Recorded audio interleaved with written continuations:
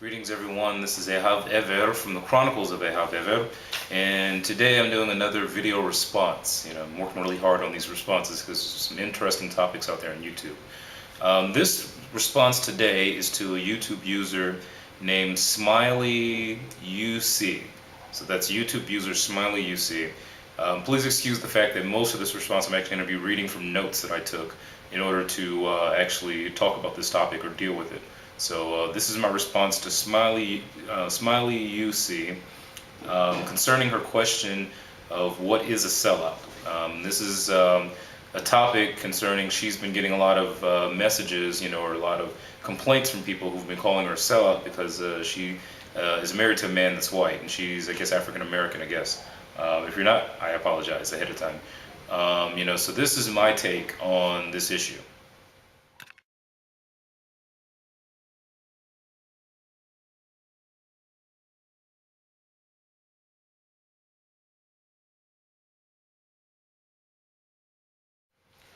Okay, so basically, smileyousee, to kind of get into your question, you first have to understand something about the way I approach things. I approach things from a strictly, as much as possible, logical standpoint. So it's almost like, consider me Dr. Spock, if you will, in Star Trek. Okay, so let's look at what exactly is a sellout. Let's look at the meaning of the word. I actually looked it up and found a number of different definitions in the Merriam-Webster's dictionary. One of the earliest definitions I found for a sellout, and this is an informal meaning because that's one of the things this dictionary will take words and break them down into more formal definitions or informal definitions. So the earliest informal definition of the word sellout is basically to betray one's cause or associates, especially for personal gain. This one is this is about from 1796 that such a definition like this came around. One of the second definitions that can be found is to dispose of one's goods by sale. A third definition is to sell security or commodity holdings of usually to sell security or commodity holdings usually to satisfy an uncovered margin. A fourth definition, which is an informal definition, a person who comprises his or her personal values, integrity, talent, or the like for money or personal advancement. A fifth definition is more of a political definition. In the political sense, pretending to adhere to a pro-work class ideology only to follow up with contradictory actions. Okay, so these are about 5 definitions that I was able to find concerning what a sellout was, going from oldest to more modern, if you will, or semi-modern. So basically these are 5 definitions that you can look at in terms of the actual word sellout and in terms of the English language, what it means. There's several issues that I guess have to be addressed in terms of when someone calls another person a sellout.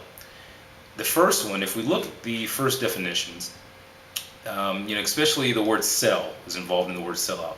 So it's basically like sell out, which means in order for you to sell out to something, you'd have to have bought into it. I'll say that one more time. In order to have sold out to something, you'd have to have bought into it. So if I buy, like, let's say, I don't know, like 40% of the stocks, the share stocks in, let's say, I don't know, AT&T.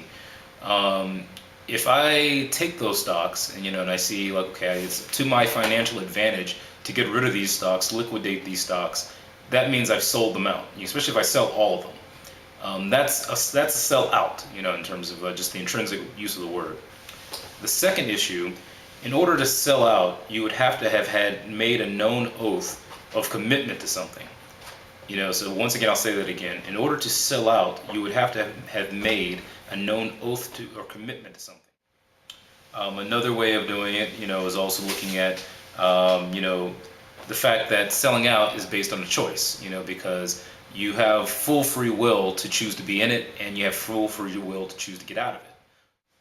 Okay, so this section here, to me, after we've looked at the first issues in terms of defining what a sellout is and dealing with some of the issues revolving around the concept of selling out, here I think is where the real bread and butter of what your question comes from.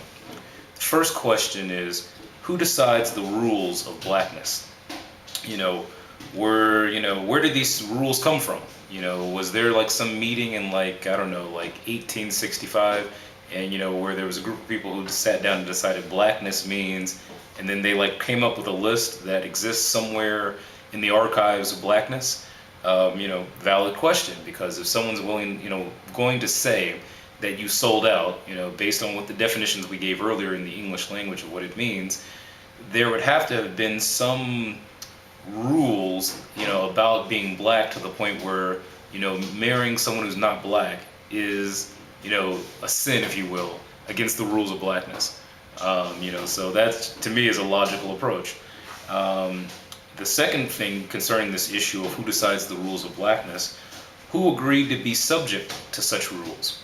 For example, going back to the whole meeting thing, was there some meeting in 1865 where, let's say, representatives from every African American family as well as location in America showed up to this meeting and agreed that these are the rules of blackness and we will become subject to said rules? The last question is, who voted the people to be overseers of said rules? Who, for example, the people who call you a sellout, how did they get voted in as the overseers of blackness, to where it is their decision and their capability to maintain the, I guess you could say, the rules, the law of blackness? Okay, so I'm kind of taking this a little in jest, if you will, because the whole idea of calling someone a sellout in the black community, or the African American community, is a little bit of a joke to me, because, like I said before, personally, I believe that there's more than one African American culture. I believe that there's a number of them.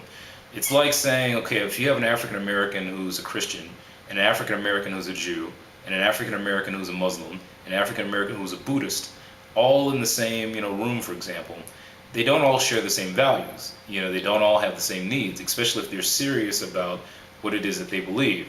So there's no way that a Jew, African American Jew, can tell an African American Muslim, hey, you sold out, because you don't do A, B, C, and D like I do.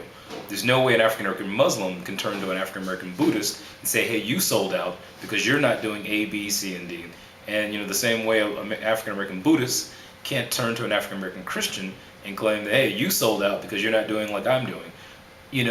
Within what's called the African American community, there's a lot of different types of interest, a lot of different types of people, and there is no rule book.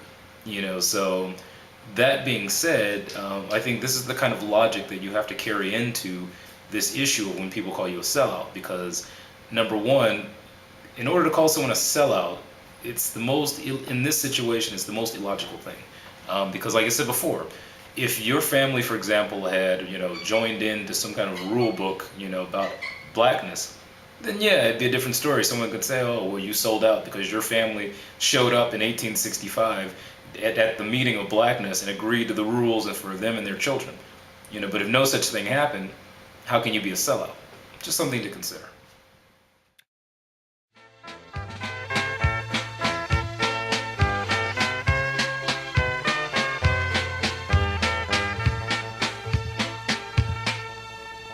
Some